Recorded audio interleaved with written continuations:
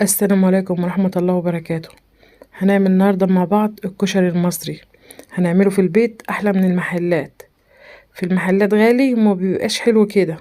تعال نعمله مع بعض، هتلاقي الطريقة سهلة وبسيطة ومفيش أحسن من كده، وبعدين هتوفري كتير، وبعدين والله بيبقى طعمه أحلى. يلا مع بعض. ده كنت بولع الرز، وقبل ما أعمل الرز عملت العدس بجبة، وعملت الحمص، سلقتهم كده في مية. لما استووا طفيت عليهم، سلقتهم الاول، وبعدين عملت الرز، وبعدين عملت الصلصه بحط فيها توم وفلفل احمر وقرن شطه برضو من الاحمر.